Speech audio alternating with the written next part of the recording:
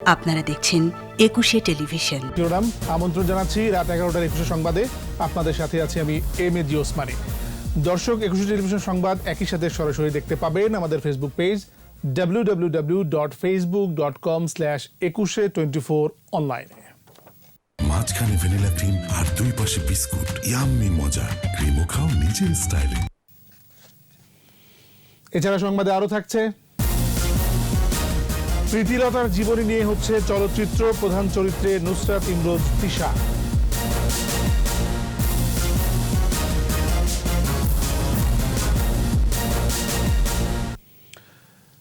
জলবায়ু পরিবর্তন ও করোনা মহামারী, এই দুই সংকট কেড়ে নিচ্ছে মানুষের প্রাণ ও আশ্রয়স্থল। মোকাবেলায় দ্বন্দ্ব সংঘাত নয়, বহুপাক্ষিক উদ্যোগের উপর জোর দিচ্ছেন বিশেষজ্ঞরা। জাতিসংঘে ৭৫তম সাধারণ পরিষদে অধিবেশনের সাইডলাইনে বিভিন্ন অনলাইন বৈঠকে উঠে আসে এসব তথ্য। এদিকে ব্রিটিশ দৈনিক দ্য গার্ডিয়ান পত্রিকায় লেখা নিবন্ধে প্রধানমন্ত্রী শেখ হাসিনা সংকট মোকাবেলায় বিশ্বকে সতর্ক হওয়ার তাগিদ দিয়েছেন। রিপোর্ট দলি মল্লিকের। জলবায়ু পরিবর্তনের কারণে ধীরে ধীরে জীববৈচিত্র্য হারাচ্ছে পৃথিবী, বাড়ছে মহামারী। এভাবে চলতে থাকলে এক পর্যায়ে বছরে ৫ থেকে ৬টি মহামারীর মুখোমুখি হতে হবে মানবজাতিকে। সম্প্রতি জাতিসংঘের রিপোর্টে উঠে আসে এ তথ্য। সংস্থাটির ৭৫তম সাধারণ পরিষদের অধিবেশনের সাইডলাইনে বিভিন্ন অনলাইন বৈঠকে একই সতর্ক বার্তাই দিলেন বক্তারা। তারা বলছেন, পরিবেশ ধ্বংসের সাথে মহামারীর যোগসূত্র। এখন যেসব রোগের প্রকোপ দেখা যাচ্ছে তার 1/3 পরিবেশের সাথে সম্পৃক্ত। এদিকে ব্রিটিশ সংবাদ মাধ্যম দ্য গার্ডিয়ান পত্রিকায় "A third of my country was just underwater, the world must act on climate" শিরোনামে নিবন্ধ লেখেন প্রধানমন্ত্রী শেখ হাসিনা। এতে তিনি আপাত দৃষ্টিতে নিরাপদে থাকা দেশগুলোকে মনে করিয়ে দিয়েছেন, জলবায়ু পরিবর্তনের ঝুঁকি সত্যি হলে তারাও বেশি দিন নিরাপদে থাকতে পারবেন না। নিবন্ধে বাংলাদেশে জলবায়ু পরিবর্তনের ক্ষতিকর নানা দিক তুলে ধরেন তিনি। এর মধ্যে গেল মাসে বন্যায় হাজার হাজার হেক্টর ফসলি জমি প্লাবিত ও ১৫ লাখেরও বেশি মানুষের বাস্তুচ্যুত হওয়ার কথা উঠে এসেছে। একই সঙ্গে করোনা সংক্রমণে অর্থনীতিতে বড় ধাক্কার বিষয়টিও তুলে ধরেন প্রধানমন্ত্রী। জলবায়ু সংকট আর মহামারী, এই দুই সংকটের প্রভাব বহুমুখী। তাই আন্তর্জাতিক সমন্বয়ের তাগিদ দেন প্রধানমন্ত্রী শেখ হাসিনা। দুলি মল্লিক, ২১শে টেলিভিশন। কোভিড-19-এ আরো ২৮ জনের মৃত্যু হয়েছে। এই নিয়ে মৃতের সংখ্যা ৫,০০০ ছাড়ালো। এদের মধ্যে ২১ জন পুরুষ ও ৭ জন নারী। স্বাস্থ্য অধিদপ্তরের ওয়েবসাইটে করোনা সংক্রান্ত তথ্য বলছে, ১০৩টি ল্যাবে ১২,৯০০ নমুনা পরীক্ষা হয়েছে একদিনে। শনাক্ত হয়েছে ১৫৪০ জন। এই নিয়ে এ পর্যন্ত দেশে কোভিড-19 রোগীর সংখ্যা ৩,৫৫,৩৮৪। অন্যদিকে ২৪ ঘন্টায় ২,১৩৯ জন সহ মোট সুস্থ হয়েছে ২,৬৫,০৯২ জন। সৌদি আরবে কর্মস্থলে ফেরার টিকিটের জন্য আজও সড়কে অপেক্ষা প্রবাসীদের। ফ্লাইট সমস্যা মিটলেও টিকিট পাওয়ার অনিশ্চয়তা কাটছে না তাদের। সৌদি এয়ারলাইন্স বলছে, টোকেনের ধারাবাহিকতায় সবাইকেই টিকিট দেওয়া হবে। পররাষ্ট্রমন্ত্রী একে আব্দুল মোমিন জানিয়েছেন, ১ অক্টোবর থেকে ফ্লাইট পরিচালনা করবে বিমান, তখন সমস্যা কেটে যাবে। মোহাম্মদ নুরুন্নবীর সহায়তায় জসিম জুয়েলের রিপোর্ট। গত কয়েকদিন ধরেই সৌদি আরবে ফিরতে টিকিটের জন্য বিক্ষোভ করছিলেন প্রবাসীরা। বাংলাদেশের কূটনৈতিক প্রচেষ্টার পর ভিসা জটিলতা ও ফ্লাইট পরিচালনার সমস্যার সমাধান হলেও নতুন সংখ্যা দেখা দেয় টিকিট প্রাপ্তি নিয়ে। কয়েক দিনের ধারাবাহিকতায় বৃহস্পতিবার সকালেও কারণ বাজারে সৌদি এয়ারলাইন্স অফিসের সামনে টিকিটের জন্য জড়ো হন প্রবাসীরা। মতিঝিলে বিমান অফিসের সামনেও টিকিট প্রত্যাশীদের ভিড়। ১ থেকে ১৭ মার্চ পর্যন্ত যাদের রিটার্ন টিকিট ছিল তাদের টিকিট দেয় বাংলাদেশ বিমান। সৌদি এয়ারলাইন্স টিকিট না দেয় ক্ষোভ প্রকাশ করেন অনেকে। কালোবাজারির আশঙ্কাও করছেন কেউ কেউ। এখনো পর্যন্ত একজন লোক ভিতরে যেতে পারে নাই। তারা আজকের যে লোকদেরকে টিকিট দেওয়ার কথা, আদৌ তারা টিকিট পাবে কিনা টোকেন অপেক্ষা করতেছে, তাদেরকে কাউকে ভিতরে প্রবেশ করতে দিতেছে না। ৫০০ লোককে টিকিট দিবে। ৫০০ লোকের মধ্যে এই পর্যন্ত আমরা একজন লোককে দেখি নাই। আমরা না খাই না দায় এখানে এখন পর্যন্ত বসে রয়েছে। আজ যে 5টা দিন হয়ে গেছে। আমরা প্রতিদিন আসতেছি, প্রতিদিন যাইতেছি, প্রতিদিন আসতেছি, প্রতিদিন যাইতেছি। এখন ভিতরে কি হইতেছে তা আমরা আমরা জানি না। সৌদি এয়ারলাইন্সের পক্ষ থেকে বলা হয় টিকিট দেয়া হবে টোকেনের ক্রমিক সংখ্যার ভিত্তিতে। যাদের টোকেন নেই তারা টিকিট পাবেন পরে। আজকে আমরা 500 সার্ভ করার ইনশাল্লাহ চেষ্টা করতেছি। কালকে পরশু এইভাবে গ্রাজুয়ালি আমরা করব। কালকে পরশু আমাদের অফিস খোলা, এইভাবে আমরা করে ইনশাল্লাহ আমরা যত তাড়াতাড়ি পারি এটা ক্লিয়ার আপ করার চেষ্টা করব। এদিকে পররাষ্ট্রমন্ত্রী একে আব্দুল মোমেন বলেন, সৌদি সরকারের কাছ থেকে ফ্লাইট পরিচালনার অনুমতি পাওয়া গেছে, দ্রুত সংকট কেটে যাবে বলেও মন্তব্য করেন তিনি। বিমানের ফ্লাইটগুলো যারা বাতিল করেছিল তারা বলেছে সবগুলো 1 তারিখ থেকে চালু হবে। যাদের ভিসা উত্তীর্ণ হয়ে গেছে সৌদি সরকার বলেছে কোনো সমস্যা নাই, তারা রোববারে তাদের অফিস খুলবে, তখন গিয়ে তারা ভিসা নবায়ন করতে পারে। বিমান বাংলাদেশ এবং সৌদি এয়ারলাইন্স একসঙ্গে ফ্লাইট পরিচালনা করায় নির্ধারিত সময়ে কর্মীরা কর্মস্থলে ফিরতে পারবেন বলে উল্লেখ করেন পররাষ্ট্রমন্ত্রী। যারা আটক ছিলেন তারা এখন প্রত্যেকে তাদের স্ব কাজে যেতে পারবেন। জসিম জুয়েল, 21 টেলিভিশন, ঢাকা। করোনা সংকটে ওমান থেকে ফিরে আসা প্রবাসীদের কর্মস্থলে যেতে কোনো বাধা নেই। 1 অক্টোবর থেকে বিমানের নিয়মিত ফ্লাইট চালু হলে তারা যেতে পারবেন বলে জানিয়েছেন পররাষ্ট্রমন্ত্রী ডক্টর একে আব্দুল মোমেন। রিপোর্টে আরো জানাচ্ছেন মোহাম্মদ নুরুন নবী। মধ্যপ্রাচ্যে বাংলাদেশের অন্যতম বড় শ্রমবাজার ওমান। করোনাকালে ওমান থেকে দেশে ফিরে আসেন বহু প্রবাসী শ্রমিক। এরই মধ্যে ওমান আইন বদল করে অনলাইন নিবন্ধন প্রথা চালু করেছে। এতে শঙ্কিত হন ফিরে আসা শ্রমিকরা। এমন পরিস্থিতিতে এই শ্রমিকদের সুসংবাদ দিলেন পররাষ্ট্রমন্ত্রী। তারা যদি সুলতানে ওমানে যেতে চান তাহলে তারা they can go without obligation of having no objection certificate from the embassy, দরকার হবে না নো অবজেকশন সার্টিফিকেট, এবং 1 তারিখ থেকে তারা যাবেন এবং বলেছে যে কোনো এয়ারলাইন যেটাই ওমানে যায় সেইটা দিয়ে তারা যেতে পারবে। তবে ওমান যাবার আগে করোনা সংক্রমণ পরীক্ষার ফল সহ প্রয়োজনীয় সব কাগজপত্র হালনাগাদ থাকতে হবে। ভ্যালিড ওমানি আপনার রেসিডেন্ট আইডি খামা, ভ্যালিড পাসপোর্ট, কোভিড-19 PCR টেস্ট করতে হবে, আর mandatory 14 days quarantine after arrival in Oman. প্রবাসী শ্রমিকদের কর্মস্থলে ফিরে যেতে প্রয়োজনীয় উদ্যোগ নেওয়া হবে বলেও জানান পররাষ্ট্রমন্ত্রী। মোহাম্মদ নুরুন নবী, 21 টেলিভিশন, ঢাকা। ভোটার তালিকায় রোহিঙ্গা অন্তর্ভুক্তি রোধ করা ইসির একার দায়িত্ব নয়, বরং সামগ্রিক দায়িত্ব বলে মন্তব্য করেছেন NID DG brigadier general Mohammad Saidul Islam. তিনি বলেছেন, শুধু রোহিঙ্গাদের উপরই নয়, ইসির কর্মকর্তাদের উপরও নজরদারি আছে। এনআইডি জালিয়াতির সাথে জড়িত কাউকেই ছাড় দেওয়া হবে না বলেও হুঁশিয়ারি দেন তিনি। বিস্তারিত স্মৃতি মণ্ডলের রিপোর্টে। অবৈধভাবে ভোটার তালিকায় রোহিঙ্গা অন্তর্ভুক্তি নতুন ঘটনা নয়। জালিয়াতির বিভিন্ন অভিযোগ উঠেছে রোহিঙ্গাদের বিরুদ্ধে। সতর্ক অবস্থানে নির্বাচন কমিশন। প্রায় 10 লাখের বেশি রোহিঙ্গার বায়োমেট্রিক তথ্য সহ রোহিঙ্গার ডাটাবেজ তৈরি করেছে ইসি। 32টি এলাকা চিহ্নিত করে ভোটার তালিকায় রোহিঙ্গা অন্তর্ভুক্তি ঠেকাতে কাজ করছে বিশেষ কমিটি। অনলাইন সংবাদ সম্মেলনে জাতীয় পরিচয়পত্র নিবন্ধন অনুবিভাগের মহাপরিচালক বলেন, এনআইডি নিতে যেসব দলিল লাগে সেগুলো কিভাবে রোহিঙ্গারা পায় তা খতিয়ে দেখা হচ্ছে। এখানে কিন্তু শুধু এনআইডি রোহিঙ্গার একক দায়িত্ব না, এটা একটা সামগ্রিক দায়িত্ব। এটার সাথে যারা সম্পৃক্ত অ্যাকচুয়ালি তাদের সবাইকে নিয়ে আমরা মিটিং করে, যাতে করে কে বাবা সাজলো সেটাও ধরা দরকার, কে তাকে নাগরিকত্ব সনদ দিল সেটাও ধরা দরকার, কে তাকে জন্ম সনদ দিল, এইগুলো বিষয়ে কিন্তু আমাদের নিখুঁতভাবে যাচাই করা দরকার। ইসির কর্মকর্তাদের ওপরও নজরদারি রয়েছে বলে জানান এনআইডি ডিজি। আমরা কিন্তু নিজেদের নজরদারি, তাদের এন্ট্রি, তাদের পাসওয়ার্ড, তাদের যে ফেসিয়াল রিকগনিশন, তারা যারা রেজিস্ট্রেশন অফিসার হিসেবে লোকাল সার্ভার প্রবেশ করবে, ডাটা এন্ট্রি অপারেটর যারা ডাটা এন্ট্রি দিবে, তাদের কিভাবে সিকিউরিটি সেফটি এবং লোকাল সার্ভারে কিভাবে সিকিউরিটি সেফটি মেনটেন করা যায়, এগুলো বিষয় তো আমরা সারা দেশব্যাপী গ্রহণ করছি। এদিকে 2,07,000 দ্বৈত ভোটার শনাক্ত করা হয়েছে। উদ্দেশ্যমূলকভাবে তথ্য গোপন করে দ্বৈত ভোটার হওয়ায় এনআইডি লক করা হয়েছে 927 জনের। মামলা দায়ের করারও নির্দেশনা দিয়েছে ইসি। সাবরিনা ও কুষ্টিয়ায় এনআইডি জালিয়াতির কথাও তুলে ধরেন তিনি।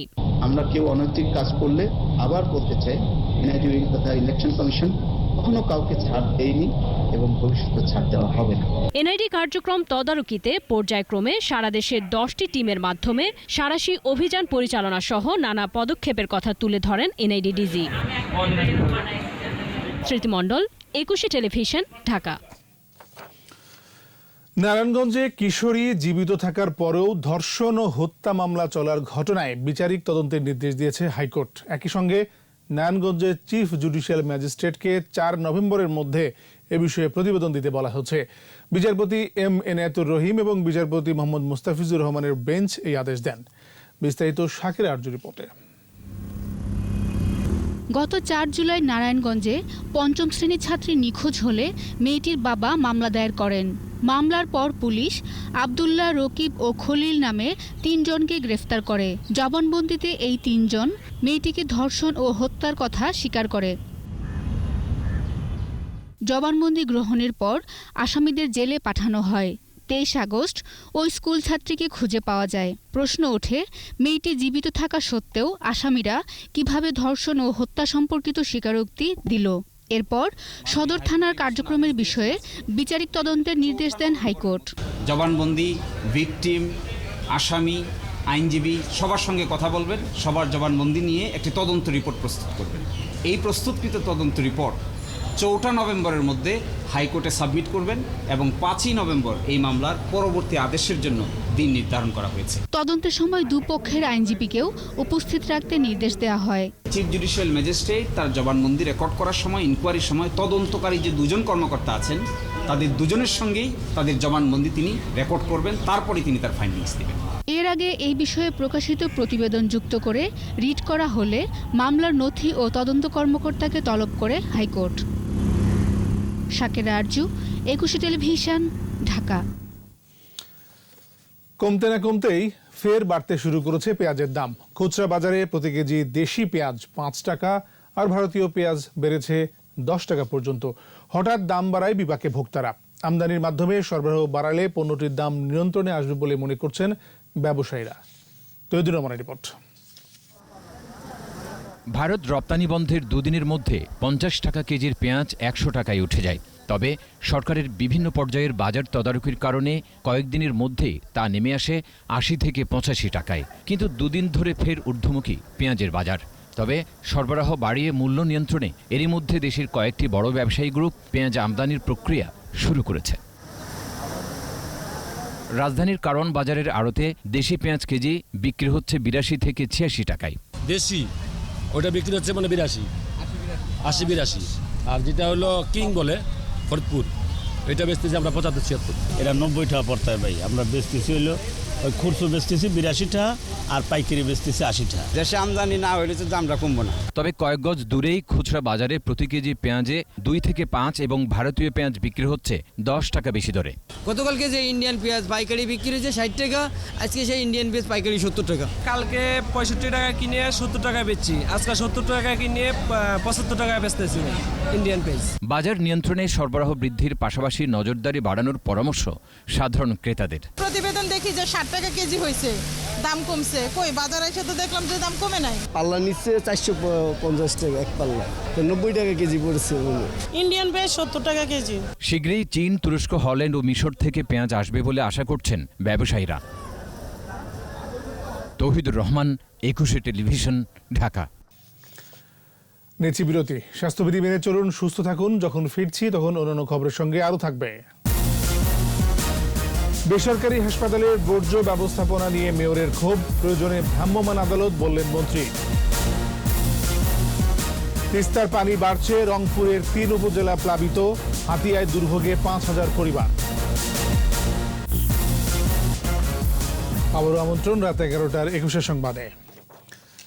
বিএনপি নেতারা বিদেশে বসে সরকার পতনের ষড়যন্ত্র করে, আবার দেশে নির্বাচনে অংশগ্রহণের কথা বলে। এতে তাদের দ্বিচারিতা এবং ষড়যন্ত্রের রাজনীতি স্পষ্ট। ক্রস বর্ডার রোড নেটওয়ার্ক উন্নয়ন প্রকল্পের অগ্রগতি পর্যালোচনা সভায় ভিডিও কনফারেন্সে যোগ দিয়ে এসব কথা বলেন আওয়ামী লীগের সাধারণ সম্পাদক ওবায়দুল কাদের।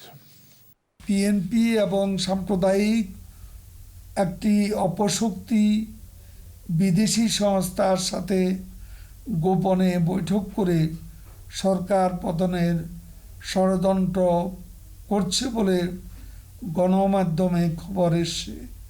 তারা বিদেশে বসে সরকার পতনের জন্য ষড়যন্ত্র করে আবার দেশে নির্বাচনে অংশগ্রহণের কথা বলছেন। এ থেকে বিএনপি দ্বিচারিতা এবং ষড়যন্ত্রের রাজনীতি স্পষ্ট হয়।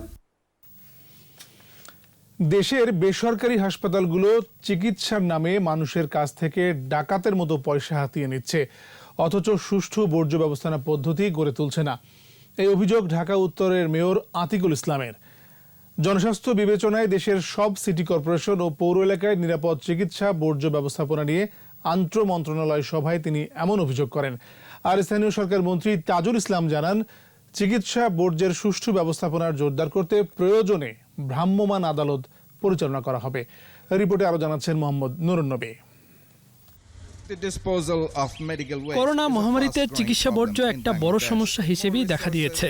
অধিকাংশ চিকিৎসা কেন্দ্রে পরিকল্পিত বর্জ্য ব্যবস্থাপনা না থাকায় অন্য সব স্বাস্থ্য ঝুঁকির সঙ্গে যুক্ত হয়েছে করোনা সংক্রমণের আশঙ্কা। এমন প্রেক্ষাপটে সুষ্ঠু বর্জ্য ব্যবস্থাপনার উপায় খুঁজতে স্থানীয় সরকার মন্ত্রণালয়ে বসে ঢাকার 2 সিটির মেয়র সহ জনপ্রতিনিধিদের বৈঠক। তারা বলছেন, মেডিকেল বর্জ্য ব্যবস্থাপনায় নাজুক অবস্থা বিরাজ করছে। তারা হাসপাতালগুলোর দুর্বল বর্জ্য ব্যবস্থাপনার সমালোচনা করেন। জমি জমা বেচা হাসপাতালের বিল পরিশোধ করছে, অত্যন্ত ব্যয়বহুল চিকিৎসা করছে বিভিন্ন হাসপাতালগুলোতে। বিভিন্ন চেকআপের নামে তারা কিন্তু তাদের বিল কিন্তু অনেক বেশি। তাদের যে বিভিন্ন পরীক্ষার যে বিল, এটি সম্পূর্ণ একটা ডাকাতির মতন, কিন্তু এটা হতে পারে না। তারা তাদের বর্জ্যগুলা ঠিক মতো ফেলছে না, এটি মনিটরিং করা হচ্ছে না। এই চিকিৎসা বর্জ্য ব্যবস্থাপনা সহ প্রত্যেকটা বিষয়ে আমরা উল্লেখপূর্বক আমরা তাদেরকে নিবন্ধনের মাধ্যমে এনে তাদেরকে এই বাস্তবায়ন করতে আমরা বাধ্য করব। শুধু ঢাকা শহর নয়, সারা দেশের হাসপাতাল সঠিক বর্জ্য ব্যবস্থাপনার আওতায় আনতে স্বাস্থ্য মন্ত্রণালয়কে উদ্যোগ নেবার আহ্বান স্থানীয় সরকার মন্ত্রী। ইন্টারনাল কি সমস্ত ফ্যাসিলিটিগুলো তারা থাকলেই শুধুমাত্র লাইসেন্স দেবেন, এটা আমার মনে হয় এনশিওর করবে স্বাস্থ্য মন্ত্রণালয়।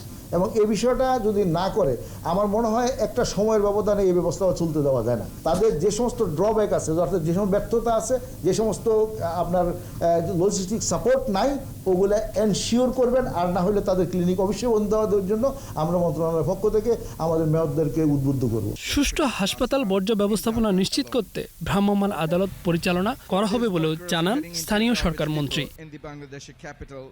মোহাম্মদ নুরুন নবী, 21 টেলিভিশন, ঢাকা।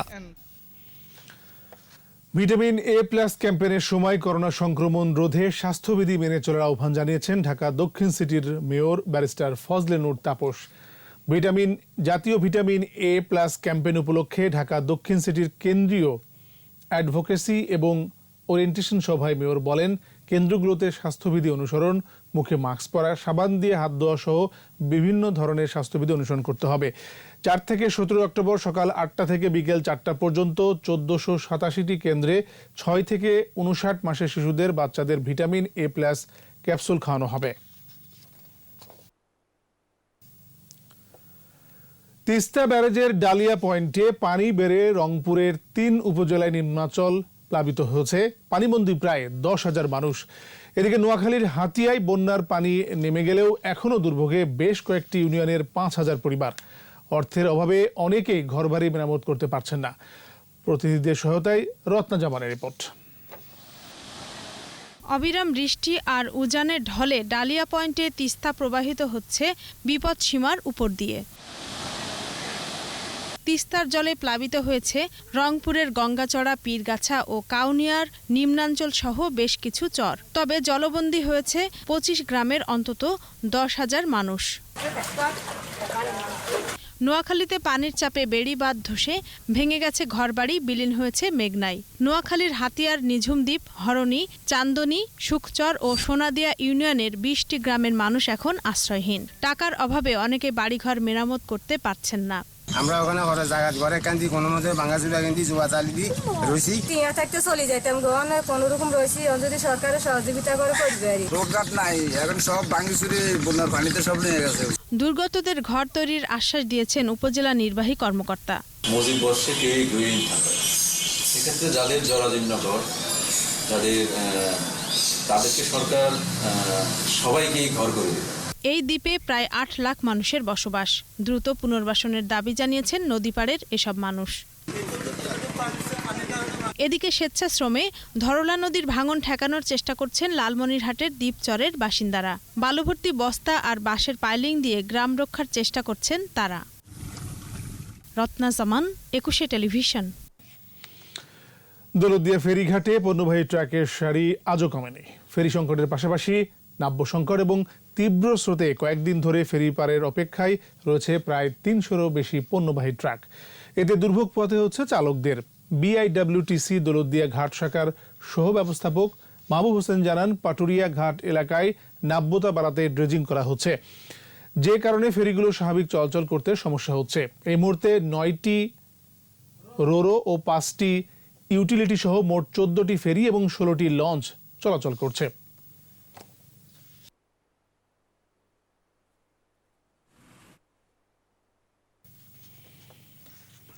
বাংলাদেশ বিমান বাহিনীর 58তম ফ্লাইং ইনস্ট্রাক্টর কোর্সের সনদ বিতরণ করা হচ্ছে।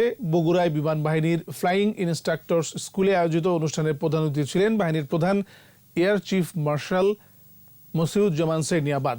তিনি বলেন, প্রশিক্ষণার্থীরা প্রশিক্ষক বৈমানিকের মতো দলের অন্তর্ভুক্ত হলেন, যা মাতৃভূমির আকাশ প্রতিরক্ষায় ভবিষ্যৎ প্রজন্মকে দক্ষতার সাথে গড়ে তুলতে সহায়তা করবে। বিমান বাহিনীর 10 কর্মকর্তা এবং নৌবাহিনীর 1জন কর্মকর্তা ফ্লাইং ইনস্ট্রাক্টরস কোর্সের সনদ অর্জন করেন। তাদের হাতে সনদ তুলে দেন বিমান বাহিনীর প্রধান air chief marshal Masiuzzaman Serniabat. অর্থ পাচার মামলায় এনামুল হক এনু ও রূপম ভূঁইয়া সহ 12 জনের বিরুদ্ধে অভিযোগ আমলে নিয়েছেন আদালত।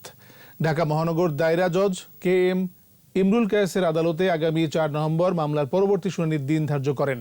এর আগে এই মামলার কারাগারে থাকা 12 আসামির মধ্যে 7 জনকে আদালতে হাজির করা হয়। ক্যাসিনো কাণ্ডে আলোচিত এনু ও তার ভাই রূপনের বিরুদ্ধে গত বছরের 25 সেপ্টেম্বর রাজধানীর গ্যান্ডারিয়া থানায় মামলা করে র্যাব।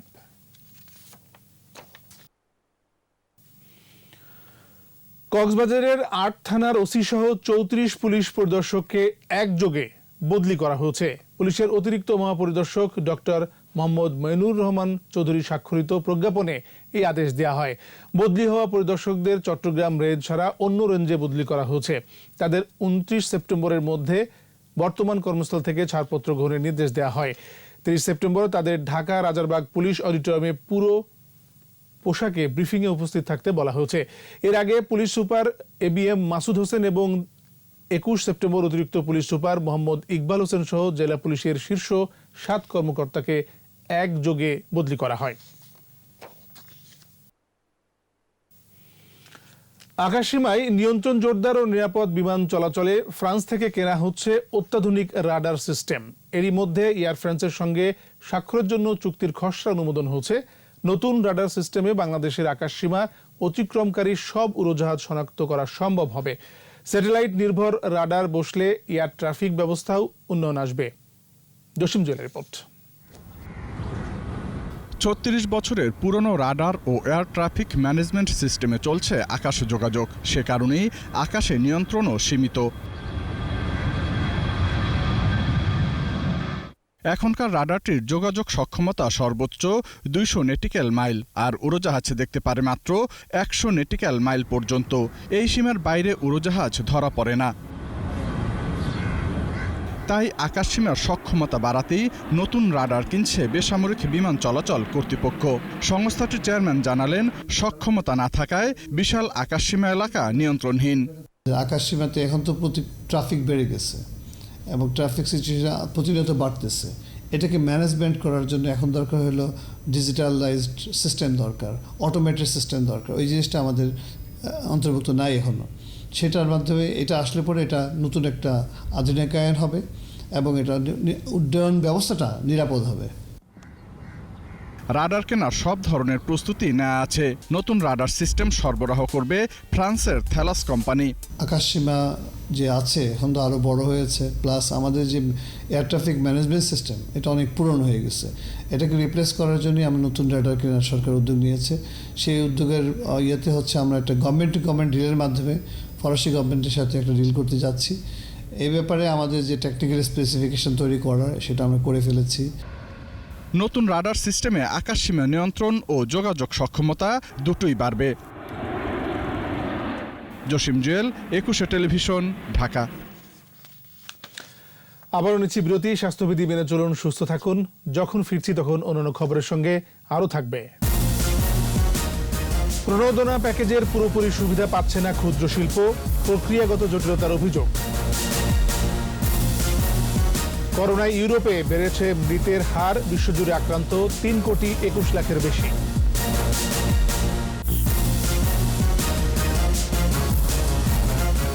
আবারও আমন্ত্রণ রাত 11টার 21 সংবাদে। করোনা মোকাবেলায় ছোট বড় সব খাতের জন্য 1 লাখ কোটি টাকার প্রণোদনা প্যাকেজ দিয়েছে সরকার। ইতিমধ্যেই বড় উদ্যোক্তারা প্রণোদনা অর্থের বেশিরভাগই নিতে পেরেছেন। তবে উল্টো চিত্র ক্ষুদ্র ও মাঝারি খাতে 20,000 কোটি টাকা বরাদ্দ থাকলেও ব্যাংকগুলোর অনীহা ও প্রক্রিয়াগত জটিলতায় প্রণোদনার সুবিধা পুরোপুরি কাজে লাগাতে পারছেন না তারা। তবে বিসিক বলছে, ঋণ বিতরণ তদারকিতে মাঠ পর্যায়ে কমিটি কাজ করায় ধীরে ধীরে সুফল মিলছে। মেহেদী হাসানের রিপোর্ট। করোনা সংকট পুরোপুরি না কাটলেও কর্মব্যস্ততার এ চিত্র রাজধানীর ধুলাইখালের। গাড়ি, ইলেকট্রনিক ও ইলেকট্রিক্যাল পণ্যের পুরনো যন্ত্রাংশ আলাদা করার পাশাপাশি নতুন যন্ত্রাংশ তৈরি হচ্ছে এখানে। স্থানীয় ব্যবসায়ীরা বলছেন, করোনার কারণে বেশ কয়েক মাস বন্ধ ছিল ব্যবসা। এখন চালু হলেও কেনাবেচা খুবই কম। তবে ক্ষতি পোষাতে প্রণোদনার জন্য ব্যাংকে আবেদন করেননি অনেকেই। এই মন্দা কাটায় উঠতে হইলে মনে করেন যে বিদেশি প্রোডাক্টের উপরে সরকারের একটা করতে হবে। ধরে নিতে পারেন যে এখন বর্তমানে 40% আছে, 60% মাইনাস হয়েছে। ব্যাংক তো আমাদেরকে এই ব্যাপারে কিছু বলে না। আমরা তো ঋণ করে এই ব্যবসা সবাই ওই কলমে খাতার মধ্যেই থাকে, বাস্তবে থাকে না। এগুলি হলো গিয়া ওই গার্মেন্টস সেক্টর যারা আছে ওদের জন্য। ঋণ অনুমোদনে অনেক কাগজপত্র চায় ব্যাংক, তাই প্রণোদনার আওতায় ঋণ পেতে নারী ক্ষুদ্র উদ্যোক্তাদের আগ্রহ আরও কম।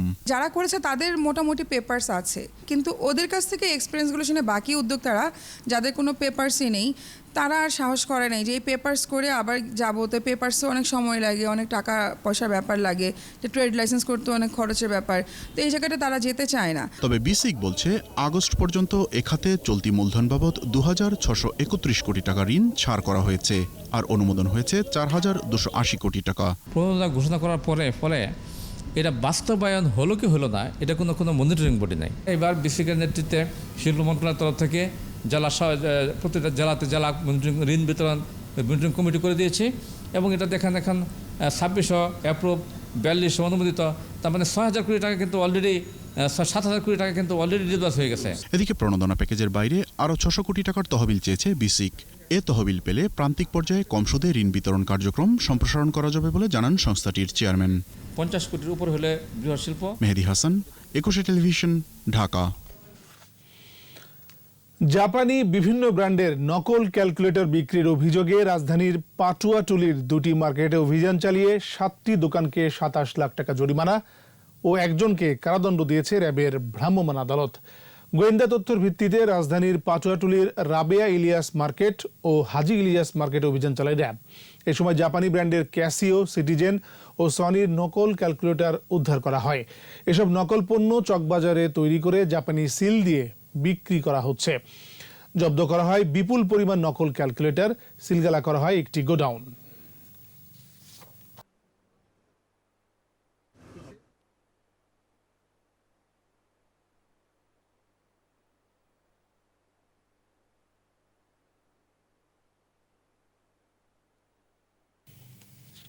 এবার সোশ্যাল ইসলামী ব্যাংক লিমিটেডের সৌজন্যে বাণিজ্য সংবাদ।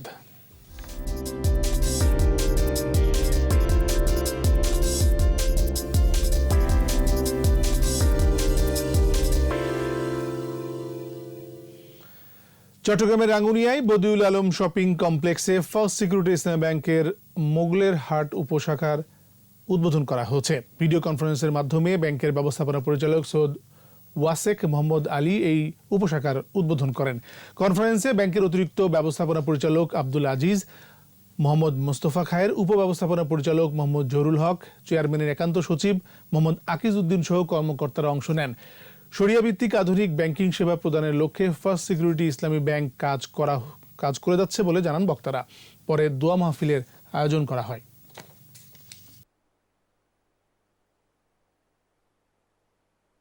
ব্রিটিশ বিরোধী আন্দোলনের আত্মাহুতি দেয়া প্রীতিলতা ওয়াদ্দেদারকে নিয়ে হচ্ছে পূর্ণদৈর্ঘ্য চলচ্চিত্র। কথাসাহিত্যিক সেলিনা হোসেনের উপন্যাস অবলম্বনে এই চলচ্চিত্রের প্রধান চরিত্রে অভিনয় করছেন নুসরাত ইমরোজ তিশা ও মনোজ প্রামাণিক। মহরত অনুষ্ঠানে তথ্যমন্ত্রী ডক্টর হাসান মাহমুদ বলেন, এই চলচ্চিত্র ইতিহাসকে সমৃদ্ধ করার পাশাপাশি তরুণ প্রজন্মকে দেশপ্রেমে উজ্জীবিত করবে। প্রণব চক্রবর্তী রিপোর্ট। বিপ্লবী প্রীতিলতা ওয়াদ্দেদার 1932 সালে চট্টগ্রামের পাহাড়তলিতে ইউরোপিয়ান ক্লাব আক্রমণ হলে পুলিশের সাথে সংঘর্ষে আত্মাহুতি দেন সায়ানাইড নিয়ে। মাস্টারদা সূর্য সেনের বিপ্লবী দলের এ সদস্য আন্দোলিত করেছিলেন স্বাধীনতার জন্য।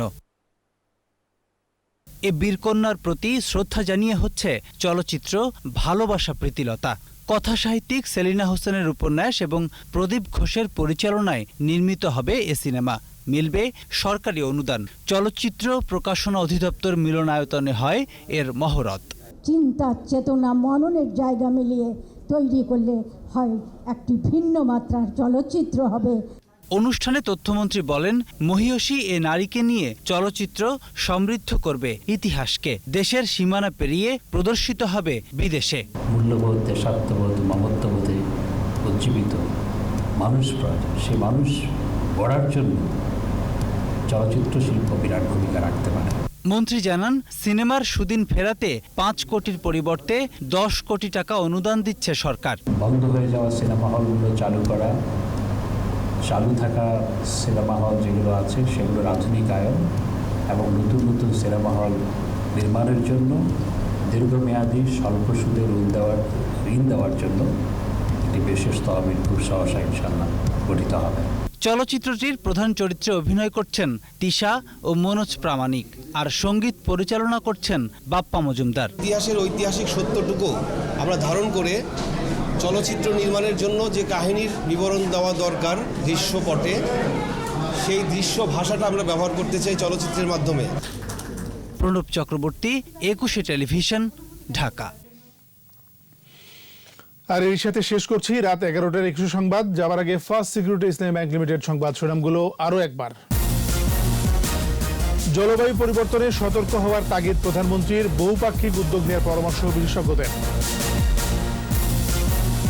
সৌদি যেতে ফের রাস্তায় প্রবাসীরা, 1 অক্টোবর থেকে ফ্লাইট, জানালেন পররাষ্ট্রমন্ত্রী। টিকিটের জন্য ভিড়। ভোটার তালিকায় রোহিঙ্গা অন্তর্ভুক্তি ঠেকাতে কঠোর নজরদারি, এনআইডি জালিয়াতিদের জড়িতদের ছাড় নয়। নিহত কিশোরীর জীবিত ফেরা, বিচারিক তদন্তের নির্দেশ, 4 নভেম্বরের মধ্যে দিতে হবে প্রতিবেদন। ফের চড়া পেঁয়াজের বাজার, আমদানি বাড়লে কমবে দাম বলছেন ব্যবসায়ীরা।